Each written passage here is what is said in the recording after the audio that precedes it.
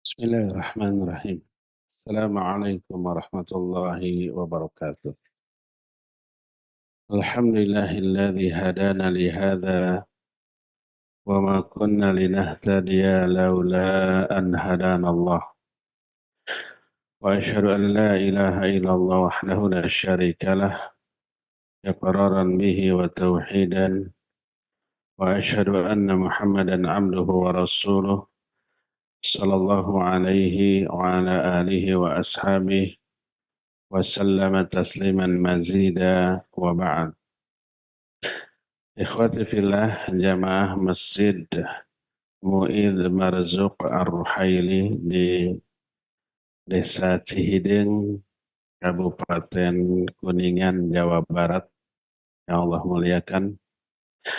Para pendengar Radio Tarbiyah Sunnah Bandung, para pendengar Radio Roja di beberapa kota, dan radio-radio lain yang ikut gabung, para pemirsa Roja TV dan beberapa TV lain yang juga ikut menyiarkan kajian ini, juga para netizen melalui akun apapun, melalui akun manapun, di mana saja Anda berada. Kita kembali berjumpa dalam kajian rutin kitab yang kita kaji tentang akidah. Judulnya Mukhtasar Ma'arijil Qabul, susunan Syekh Ali Al-Hakami, dan kajian kita sudah sampai pada Khulafaur Rasyidin. Dan sudah kita jelaskan 4 Khulafaur Rasyidin, dari mulai Abu Bakar, Umar, Utsman, dan terakhir Ali bin Abi Thalib radhiyallahu anhum ajmain. Nah, kita sudah terangkan di zaman pemerintahan Ali bin Abi Thalib muncul banyak fitnah yang berupa lahirnya banyak firqah yang menyimpang dari pemahaman yang benar, pemahaman para sahabat yang sudah Allah jamin kebenarannya dalam Al-Quran. Muncul beberapa manusia yang pemahamannya menyimpang dari pemahaman para sahabat. Yang pertama sudah kita jelaskan, Khawarij, atau yang disebut dengan Haruri. Kenapa Khawarij disebut Haruri? Sebab mereka tinggal di sebuah desa namanya Haruro, maka orang-orang yang menetap di sana disebut dengan Haruriyin, atau dengan nama lain yang kita kenal yaitu Khawarij. Inilah kelompok pertama, fitnah pertama yang muncul dalam sejarah Islam, yaitu munculnya Khawarij. Yang kedua, kelompok yang juga muncul adalah Rafidhah dan beberapa sektenya. Dulunya sebelum disebut Rafidhah, mereka disebut dengan sebutan Syiah. Adapun lafaz atau sebutan Rafidhah muncul di zaman Zaid bin Ali bin Husain bin Ali bin Abi Thalib. Husain, anaknya Ali bin Abi Thalib, memiliki anaknya dinamai Ali. Ali memiliki anak disebut atau dinamai Zaid. Zaid ini adalah cucunya Husain bin Ali. Ketika Zaid bin Ali ini ditanya tentang Abu Bakar dan Umar, saat Abu Bakar dan Umar sudah meninggal, maka Zaid bertarahum kepada Abu Bakar dan Umar dengan menyatakan rahimahumallah. Orang-orang yang bertanya ini mengingkari omongan itu, mengingkari doa rahmat dari Zaid bin Ali kepada Abu Bakar dan Umar. Apa kata Zaid? Rafadtumuni, kalian menentang aku. Maka sejak saat itu mereka disebut dengan sebutan Rafidhah karena penentangan mereka kepada Zaid. Adapun orang-orang yang tidak menentang Zaid tetap disebut dengan sebutan Syiah Zaidiyah karena dinisbatkan kepada Zaid bin Ali bin Husain yang saat itu terbagilah orang Syiah menjadi dua, pertama Rafidhah, yang kedua Zaidiyah. Dan sebelum mereka disebut sebutan Rafidhah, dulu mereka juga disebut dengan kelompok Qasyabiyah. Kenapa? Karena mereka berkata, La nuqatilu bisayf illa ma imamin ma'sum, faqatalu bil khashab. Kami tidak akan berperang dengan pedang, kecuali bersama imam yang maksum. Lalu mereka menggunakan kayu. Kayu dalam bahasa Arabnya khasyab. Maka mereka juga disebut dengan sebutan khasyabiyah. Oleh karena itulah, maka sejak saat itu orang-orang Syiah terbagi kepada beberapa sekte yang berbeda-beda. Adapun sekte Syiah yang paling terkenal adalah disebut sekte Sabaiyah. Mereka pengikut Abdullah bin Saba, orang Yahudi yang paling gulu kepada Ali bin Abi Thalib, paling buruk ucapannya, paling jelek akidah dan keyakinannya. Mereka lebih buruk daripada Yahudi dan Nasrani. Karena apa? Karena mereka meyakini di dalam diri Ali bin Abi Thalib itu memiliki hak uluhiyah, hak untuk disembah. Mereka meyakini Ali seperti keyakinan Nasrani terhadap Isa bin Maryam. Lalu oleh Ali bin Abi Thalib radhiyallahu an, mereka itu dibakar setelah dimintai tobat terlebih dahulu. Sebagaimana yang dijelaskan dalam hadis sahih riwayat Imam Bukhari, Imam Ahmad, Imam Abu Daud, At-Tirmidzi dan An-Nasai dari Ikrimah radhiyallahu an. Dan apa yang dikatakan oleh yang dilakukan oleh Ali bin Abi Thalib tersebut dijelaskan oleh Ikrimah, ata Ali radhiyallahu anhu bizanadiqah fa ahraqahum. Ali mendatangi kaum zindiq, orang-orang yang sesat, yang mengatakan Ali itu Tuhan yang harus disembah. Oleh Ali dibakar dengan api. Mati ya pasti matilah. Sampailah berita ini kepada Ibnu Abbas radhiyallahu anhuma. Apa kata Ibnu Abbas? Lau kuntu ana lam ahriqhum linnahi Rasul sallallahu alaihi wasallam la tu'adzibu bi'adzabillah. Wa laqataltuhum liqauli Rasul sallallahu alaihi wasallam man baddala dinahu faqtuluh. Kata Ibnu Abbas, seandainya aku berada di posisi Ali, aku tidak akan membakar mereka. Karena larangan Rasul sallallahu alaihi wasallam, jangan kalian menyiksa dengan siksaan Allah. Allah menyiksa dengan apa? Dengan api. Kita nggak boleh menyiksa dengan api. Sekalipun menjatuhkan hukuman mati nggak boleh dibakar. Jadi kata Ibnu Abbas, aku nggak akan membakar mereka karena ada larangan. Tapi aku pasti membunuh mereka karena Nabi SAW bersabda, siapa yang merubah agamanya, bunuhlah dia. Dan orang-orang Syiah sudah merubah bagian yang paling fundamental dari agamanya, dari agama itu tauhid. Harusnya Allah diesakan satu-satunya sembahan, lalu mereka meyakini Ali bin Abi Thalib juga sebagai sesembahan.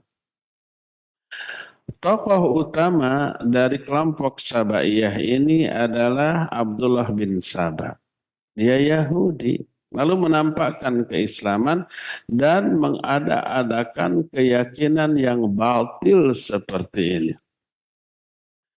Dirinci secara lebih detail oleh Al-Imam Ibnu Hajar Al-Asqalani dalam kitab Fathul Bari Syarah Sahih Bukhari. Sebuah riwayat yang diterima dari Abdullah bin Syuraik Al-Amiri. Dia berkata, qila li Ali radhiyallahu an, inna huna qauman ala babil masjid yaz'umuna annaka rabbuhum. Ada orang yang berkata kepada Ali, di sini ada orang-orang berkumpul di depan masjid. Mereka meyakini engkau Rabb mereka ya Ali. Ali dianggap Rabb mereka.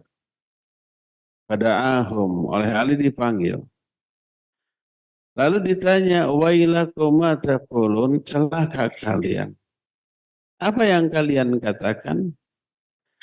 Qalu, mereka berkata, anta rabbuna wa khaliquna wa raziquna. Mereka berkata, engkau Rabb kami, pencipta kami, pemberi rizki kepada kami.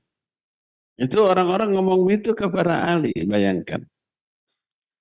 Dan ini sekali lagi diterangkan oleh Imam Ibnu Hajar. Dinukil riwayatnya oleh Imam Ibnu Hajar dalam kitab Fathul Bari Syarah Sahih Bukhari. Apa kata Ali? Wailakum. Innama ana abdun mithlukum akulu ta'am kama ta'kulun wa ashrabu kama tashrabun. In ata'tullaha athabani insyaallah. Wa in asaituhu khasyitu ayyu'adzibani. Celaka kalian, aku ini manusia seperti kalian. Aku makan seperti kalian makan, aku minum seperti kalian minum. Kalau aku taat kepada Allah, Allah akan beri pahala kepadaku insya Allah. Kalau aku maksiat, aku khawatir Allah akan mengadabku. Fattakullah warji'u. Bertakwalah kalian kepada Allah dan kembali kalian, taubat kalian. Fa'abau. Mereka enggan, tidak mau taubat, kekeh. Menganggap Ali sebagai sesembahannya, penciptanya, pemberi rizki kepada mereka, dan seterusnya. Falamma kanal ghad ghadau alaihi.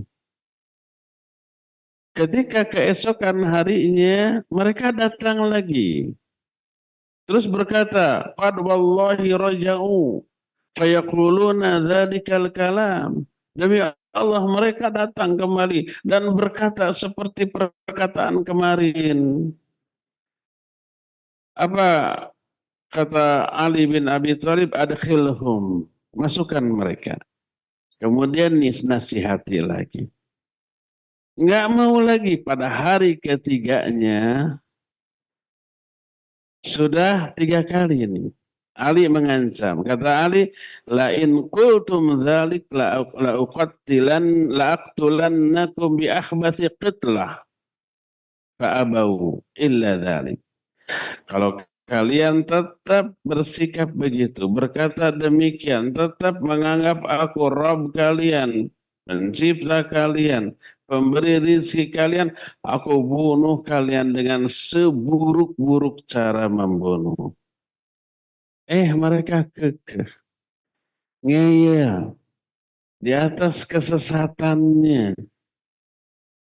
Apa yang dilakukan oleh Ali? Ali radhiyallahu an menyuruh orang-orang untuk membuat parit. Lalu parit itu diisi oleh kayu bakar, lalu dibakar oleh api. Lalu berkata Ali bin Abi Thalib, inni tarihukum fiha au tarji'u. Kalian akan aku masukkan ke dalam api ini atau kalian tobat kembali. Fa'abau ayyarji'u.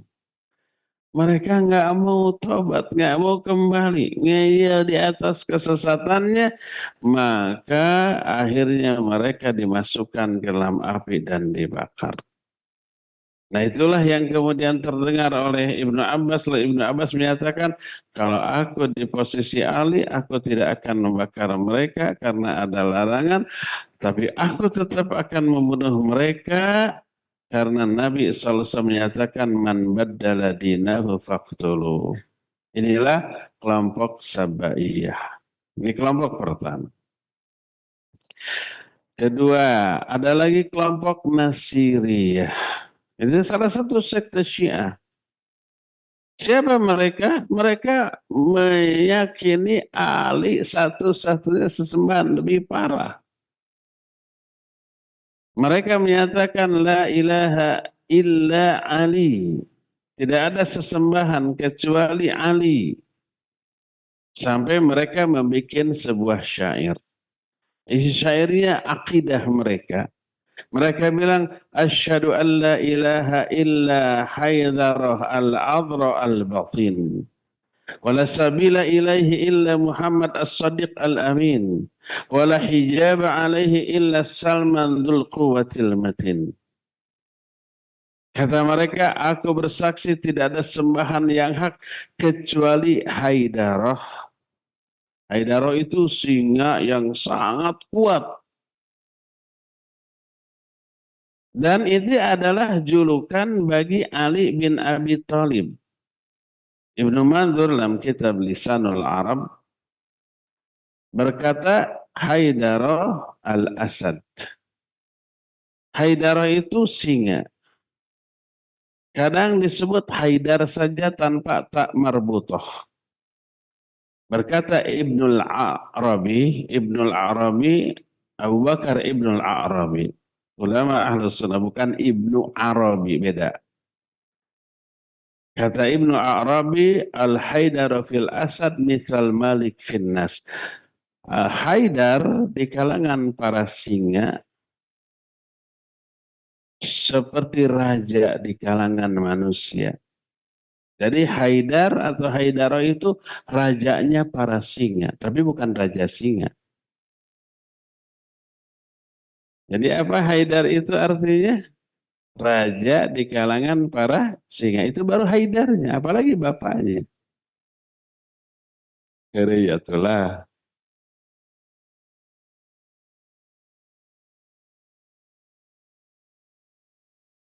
Abul Abbas menyatakan kepada Ali, annalladzi kata Abul Abbas, annalladzi samaituni ummi samatni ummi Haidarah. Akulah yang orang yang oleh ibuku disebut dengan sebutan Haidarah.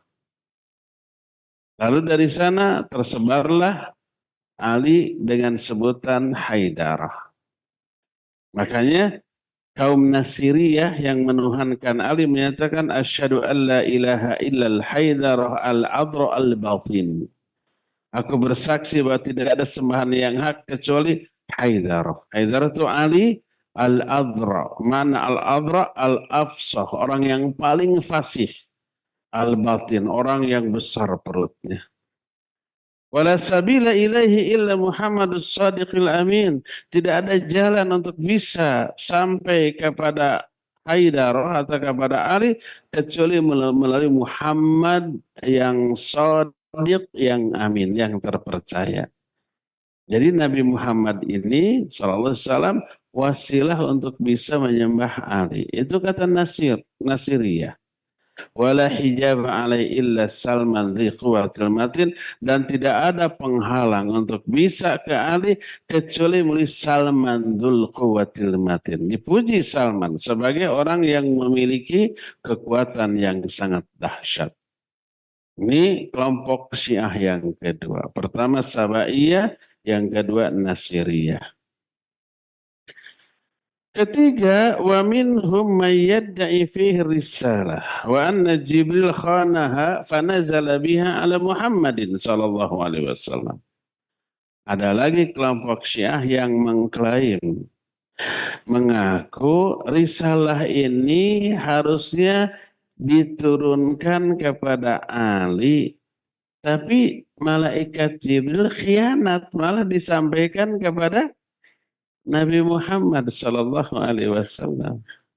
Bayangkan, malaikat Jibril oleh Allah disebut Ar-Ruhul Amin, ruh yang terpercaya. Terpercaya itu tidak khianat. Amanah itu lawan dari khianat. Oleh Allah disebut Ar-Ruhul Amin, nazala bihi Ruhul Amin. Al-Quran dibawa oleh Ar-Ruhul Amin, maksudnya malaikat Jibril. Oleh si Syiah disebut pengkhianat. Terus yang nggak masuk akalnya, ayat pertama turun surah Al-Alaq ayat 5, yang Allah turunkan melalui malaikat Jibril kepada Nabi SAW. Saat itu usia Ali bin Abi Thalib belum balik, baru 8 tahun. Dan beliau masuk Islamnya waktu usia 8 tahun. Sudah kita jelaskan di pertemuan yang lalu. Masa 8 tahun sudah jadi nabi, dapat risalah, kan mustahil. Balik juga belum, ya. Alasan mereka sama sekali nggak masuk akal.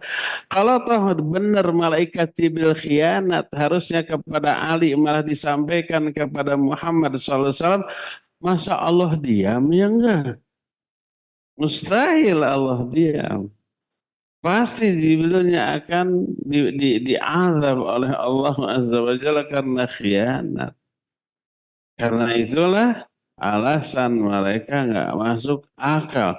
Harusnya ini wahyu diturunkan kepada Ali, malah diturunkan kepada Nabi Muhammad SAW.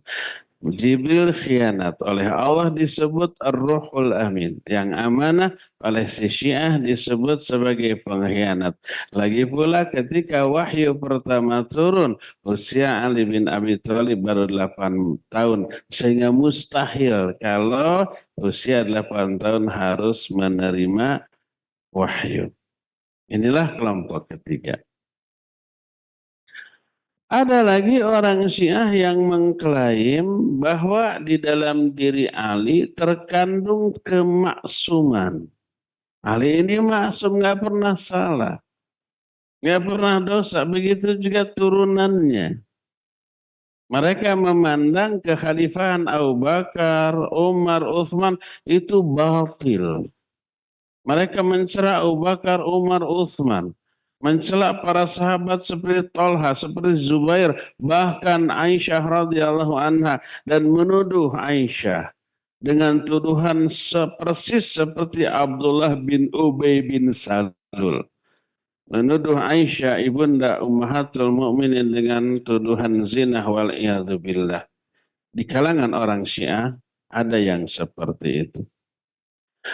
Ada lagi di kalangan orang Syiah yang mengklaim bahwa Ali tidak mati, tapi diangkat ke langit sebagaimana Isa diangkat ke langit, dan kelak di akhir zaman bakal turun lagi. Mereka disebut dengan sebutan kelompok Roja'ah. Roja'ah itu artinya kembali. Nanti Ali akan kembali. Ada lagi kelompok Syiah yang mengklaim Nabi SAW wasiat ke umatnya bahwa seusai beliau meninggal, yang boleh menjabat kepemimpinan adalah Ali dan turunannya. Tapi kemudian para sahabat menyembunyikan wasiat ini secara sepakat, makanya dikafirkanlah para sahabat, kecuali hanya beberapa orang. Dan banyak lagi, dan yang paling ringan kebid'ahannya di kalangan Syiah adalah Zaidiyah. Yaitu Zaid bin Ali bin Husain dan para pengikutnya. Mereka tidak mencela Abu Bakar, Umar, dan tidak mencela Abu Bakar, Umar, juga tidak mencela Aisyah, tidak mencela para sahabat, Cuma mereka lebih mengutamakan Ali dalam kekhalifahan daripada Abu Bakar, Umar, dan yang lain-lain. Lalu mereka itu tidak berkomentar baik ataupun buruk terhadap Utsman. Tapi mereka mencela Muawiyah bin Abi Sufyan radhiyallahu anhu. Nah, inilah beberapa sekte orang-orang Syiah. Ada beberapa ya.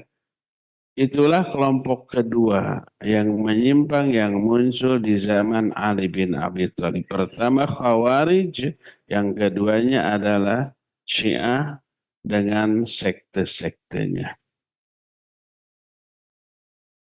Lalu muncul sebelum itu sebuah peperangan yang dahsyat antara dua kelompok besar kalangan para sahabat. Siapakah yang bertikai sampai terjadinya peperangan? Kita tahu kelompok Ali dan Muawiyah radhiyallahu anhuma.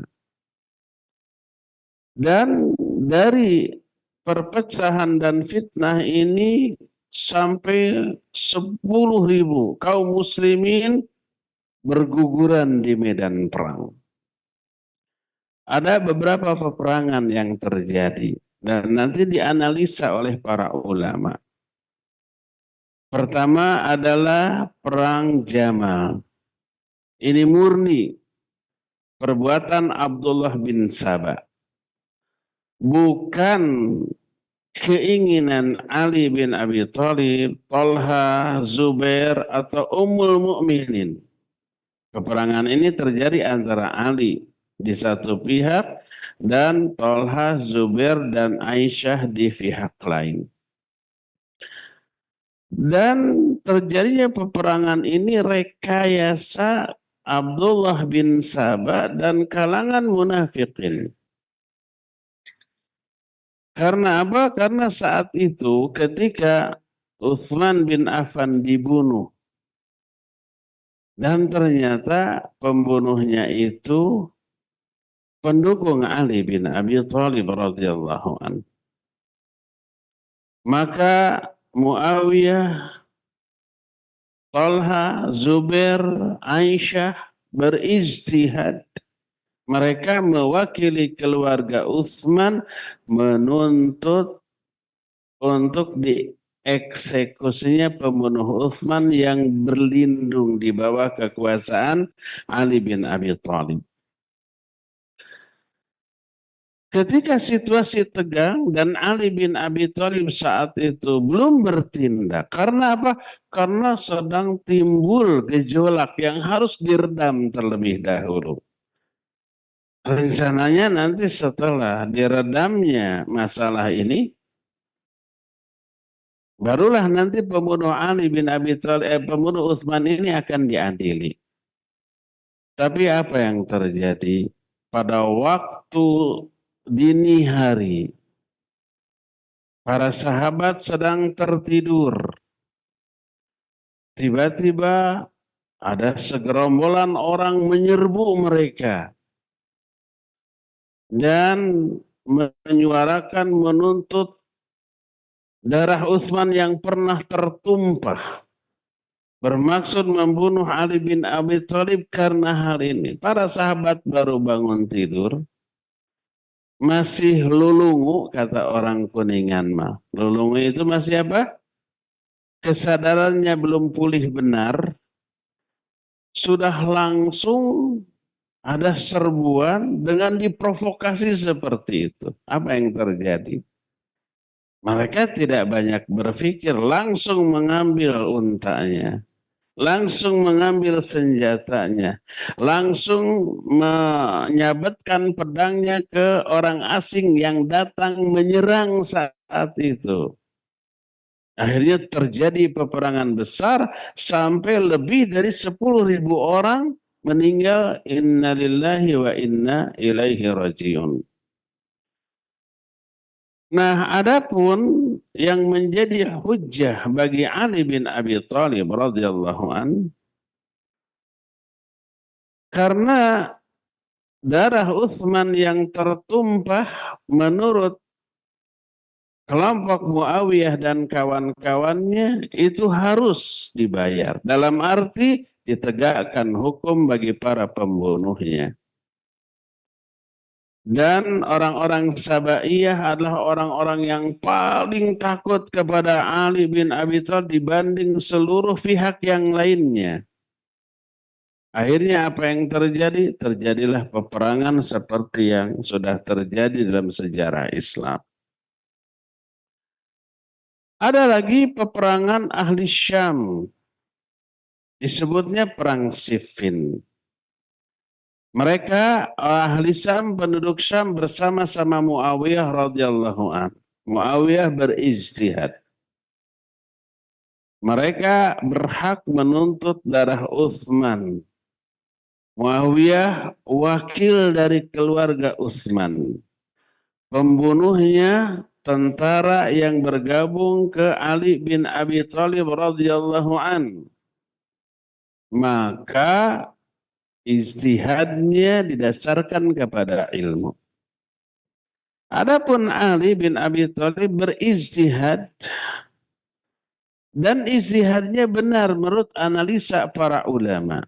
Ali menyatakan ingin menyatukan dulu persatuan di antara kaum muslimin agar fitnah ini reda. Setelah reda, beliau baru mau menegakkan hukum kepada para pembunuh Utsman. Dan Ali radhiyallahu an orang yang paling mengetahui tentang isi kitab Allah Azza wa Jalla daripada orang-orang yang menuntut pembunuhan darah Utsman. Penduduk negeri Syam yang diwakili oleh Muawiyah berijtihad, ijtihadnya salah, keliru dan dapat satu pahala. Ali bin Abi Thalib berijtihad mereka harus diperangi karena bughd. Allah menyatakan wa in ta'ifatani minal mu'minina qatatalu fa aslihu bainahuma fa in baghat ihdahuma 'alal ukhra faqatilul lati tabghi hatta tafi'a ila amrillah. Jadi islah dulu, kalau setelah islah itu mereka tetap memberontak, perangi. Ini ayat. Dilaksanakan oleh Ali bin Abi Thalib radhiyallahu an. Oleh karena itulah, maka para penduduk, para pahlawan Badar yang saat itu masih hidup, mereka seluruhnya berada di barisan Ali bin Abi Thalib. Termasuk Ammar bin Yasir radhiyallahu anhuma saat itu bersama-sama Ali membela Ali memerangi Muawiyah. Dalam Sahih Bukhari dan Sahih Muslim, sebuah hadis dari Abu Sa'id Al-Khudri ketika Nabi dan para sahabat sedang membangun Masjid Nabawi. Kata Abu Sa'id, kunna nahmilul lubnah wa Ammar lubnatain. Fara'ahu an-nabiy sallallahu alaihi wasallam fayanfudu turab anhu fayaqul waiha Ammar taqtuluhul fi'atul baghiyah yad'uhum ilal jannah wa yad'unahu ilan nar. Saat itu kami sedang membangun masjid. Kami ngangkut satu bata. Adapun Ammar bin Yasir sekali angkut 2 bata. Batanya tentu saja berbeda dengan bata merah atau bata kok di kita ya. Wallahu alam kayak apa. Pokoknya satu bata. Berat mungkin. Ammar langsung 2 bata. Terlihat oleh Nabi SAW wajahnya berlumuran debu atau tanah atau pasir, lalu oleh Nabi SAW diusap, dibersihkan sambil berkata, kasihan Ammar. Kelak dia akan dibunuh oleh kelompok pemberontak. Dia menyeru mengajak mereka ke surga, mereka mengajak Ammar ke neraka. Waktu Ammar masih hidup, Nabi masih hidup, nggak ada masalah. Nabi sudah memberitahukan apa yang kelak akan terjadi. Ammar akan dibunuh oleh kelompok pemberontak. Ammar ngajak mereka ke surga, mereka ngajak Ammar ke neraka. Apa kata Ammar? A'udzubillahi minal fitan. Aku berlindung kepada Allah dari fitnah-fitnah. Ternyata di kemudian hari Ammar ikut kepada Ali bin Abi Thalib memerangi Muawiyah dan dibunuh oleh penduduk Syam yang pro kepada Muawiyah. Benarlah ucapan Rasul Shallallahu Alaihi Wasallam tentang Ammar. Ammar mengajak manusia kepada jamaah dan persatuan, mengajak agar mentaati imam yang sah yaitu Ali bin Abi Thalib dan itu penyebab masuk surga. Akan tetapi penduduk Syam mengajak Ammar untuk bergabung kepada firqah mereka, menebar fitnah dan ini menjadi penyebab mereka masuk ke dalam neraka. Dan ketika Ammar terbunuh, banyak sahabat yang pro kepada Ali bin Abi Thalib radhiyallahu anhu. Banyak sahabat yang pro ke Muawiyah. Ingat kepada hadis ini. Oh, kelak Ammar bin Yasir akan dibunuh oleh kelompok pemberontak. Berarti mereka kelompok pemberontak ini. Akhirnya mereka berbondong-bondong beralih pro ke Ali bin Abi Thalib. Lihat, mereka berpihak kemana sesuai dengan ilmu yang sampai kepada mereka. Awalnya mereka pro Muawiyah karena memang Muawiyah berhak menuntut darah Utsman. Berani memerangi Ali karena ijtihad, karena ilmu. Setelah ada kasus terbunuhnya Ammar, ingat ke hadis, oh Ammar akan dibunuh oleh kelompok pemberontak. Mereka kaget dan takut. Akhirnya mereka pindah ke Ali bin Abi Thalib. Jadi sikapnya bukan karena ikut-ikutan, tapi karena dalil. Bukan karena kepentingan dunia, tapi karena dalil. Melihat ketika Muawiyah melihat ada beberapa sahabat yang ikut ke Ali karena hadis ini, Muawiyah kan juga mujtahid.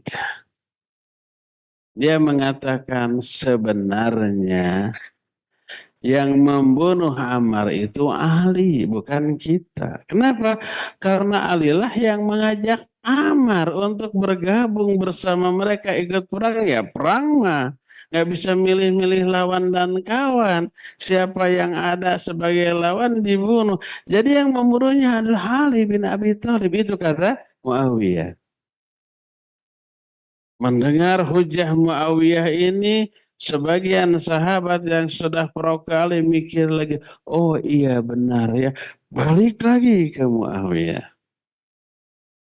Melihat begitu, apa kata Ali bin Abi Thalib radhiyallahu anhu? Beliau menyatakan, kalau begitu Nabi SAW telah membunuh Hamzah pamannya. Karena Nabi lah yang telah mengajak Hamzah ke perang Uhud. Padahal kita tahu yang membunuh Hamzah siapa? Wahsy. Atas suruhan istrinya Abu Sufyan. Siapa namanya? Hindun. Dengan janji kebebasannya. Yang membunuh Hamzah bin Abdul Muttalib dalam perang Uhud adalah Wahsy. Tertembus dadanya oleh siapa? Oleh tombak yang dilemparkan. Nah, kalau memang logikanya kayak Muawiyah tadi berarti Nabi SAW telah membunuh Hamzah pamannya. Kan gitu ya. Mikir lagi, pindah lagi. Bayangkan gitu. Tapi dari sini kita melihat para sahabat gabung ke siapapun. Ke Ali atau ke Muawiyah. Bukan karena kepentingan dunia. Bukan karena ikut-ikutan. Tapi karena ijtihad dengan dalil. Maka siapapun yang benar dan siapapun yang salah. Karena dengan hadis idza ijtahadal hakimu fa asaba faqad falahu ajrun. Fa idza akhta falahu ajrun wahid. Kalau seorang hakim beristihad, seorang ulama beristihad, istihadnya benar, dapat 2 pahala. Kalau istihadnya salah, dapat 1 pahala dan kesalahannya dia dimaafkan atau diampuni. Oleh karena itulah maka Ali bin Abi Thalib tentu saja tidak dikatakan sebagai pembunuh Ammar bin Yasir. Sebagaimana Nabi juga tidak dikatakan pembunuh Hamzah bin Abi Thalib hanya karena ngajak berperang. Tapi yang membunuhnya adalah siapa yang melukai, menancapkan senjatanya ke tubuh Omar. Oleh karena itulah maka Ali bin Abi Thalib radhiyallahu an tidak dikatakan sebagai pembunuh Ammar. Lalu didukung dengan satu hadis yang sahih yang masih juga diterima dari Abu Sa'id radhiyallahu an ketika mengomentari kasus ini, kata Nabi SAW, yaqtuluhum adna ta'ifataini ilal haqq, bahwa nanti mereka orang-orang yang pemberontak tersebut akan dibunuh oleh salah satu di antara 2 kelompok yang paling dekat kepada kebenaran. Dalam riwayat yang disebutkan, qatalahum awla ta'ifati bil haq. Mereka akan dibunuh oleh kelompok yang paling berhak terhadap kebenaran. Berdasarkan hal itulah maka apa yang terjadi di kalangan para sahabat sampai berperang? Pertama, wajib diyakini mereka bukan berperang karena hawa nafsu, tapi berperang sebagai hasil ijtihad mereka masing-masing dari dalil-dalil yang mereka kuasai dan fahami. Kenapa Ali memerangi Muawiyah? Karena Muawiyah dianggap kelompok bugot, pemberontak, wajib diperangi.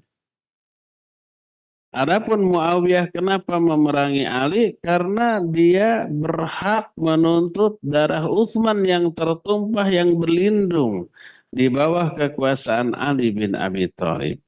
Demikian juga sahabat dan tabi'in yang mengikuti kedua-duanya didasarkan pada ijtihadnya masing-masing. Bukan karena hawa nafsu, kepentingan dunia, atau kedengkian kepada sesama muslim. Tapi ada yang memprovokasi di kalangan orang-orang Yahudi, di kalangan orang-orang munafikin yang memang memperkeruh suasana. Sehingga terjadilah peperangan yang dahsyat ini. Makanya siapapun yang benar di antara 2 pihak dapat 2 pahala. Yang salah dapat 1 pahala dan kesalahannya diampuni oleh Allah Azza wa Jalla. Karena itu tak boleh kita mencela kelompok manapun karena mereka mujtahid. Sebagaimana kalau kita menemukan ada ulama ijtihad, lalu hasil ijtihadnya kita anggap keliru atau salah dibandingkan dengan ijtihad ulama lain, ulama yang ijtihadnya salah ini tidak boleh kita cela, tidak boleh kita sesatkan, kita bid'ahkan, kita nyatakan bahwa mereka itu menyimpang secara sengaja dari kebenaran. Tidak. Nabi SAW menyatakan, idza ijtahadal hakimu fa asaba falahu ajrun wa idza akhta falahu ajrun wahid. Orang yang ijtihad, asal dia ahli ijtihad, memenuhi syarat untuk ijtihad, dan para sahabat memenuhi syarat itu. Kalau ijtihadnya benar dapat 2 pahala, kalau salah tetap dapat 1 pahala. Akan tetapi kasus ini tidak mencederai citra baik Ali bin Abi Thalib radhiyallahu anhu. Beliau tetap termasuk salah satu di antara 4 khulafaur rasyidin. Sebagaimana hadis Sufainah radhiyallahu an. Berkata Rasul sallallahu alaihi wasallam, kata Sufainah, al-khilafatu 30 sanah, thumma takunu ba'da dzalika malika. Al-khilafah sepeninggalku itu ada 30 tahun. Setelah berlalu 30 tahun masa kekhalifahan, akan muncullah raja. Lalu berkata Sufainah, "Fahud sanatai Abi Bakar wa ashar Umar wa sanatai asyrata Uthman wa sittah Ali radhiyallahu anhum ajmain." Coba hitung oleh kalian 30 tahun ini. Pertama Abu Bakar berkuasa 2 tahun. Umar bin Khattab berkuasa 10 tahun. Dan Uthman bin Affan berkuasa 12 tahun. Berapa tuh? 2 tambah 10, 12. Tambah 12, 24. Dan Ali 6 tahun. Persis 30 tahun. Ada lagi yang menghitung Khulafaur Rasyidin itu 5. Dengan hitungan yang lebih detail daripada yang dilakukan oleh Sufainah tadi. Yaitu kekhalifahan Abu Bakar secara rinci adalah 2 tahun 3 bulan. Adapun Al-Faruq Umar bin Khattab dia berkuasa 10 tahun 6 bulan. Jumlahkan 2 tahun 3 bulan tambah 10 tahun 6 bulan. Jadi 12 tahun 9 bulan. Kekhalifahan Uthman 12 tahun kurang 12 hari. Jumlah harinya juga dihitung. Dan kekuasaan Ali 4 tahun 9 bulan. Jadi kurang dari 30 tahun. Dan ditambah digenapkan dengan kekhalifahan Hasan bin Ali bin Abi Thalib selama 6 bulan. Jadi pas saja itu 30 tahun. Karena apa? Karena ketika Hasan menjadi khalifah selama 6 bulan, di sanalah terjadinya persatuan di antara 2 kelompok yang tadinya bertikai di kalangan kaum muslimin.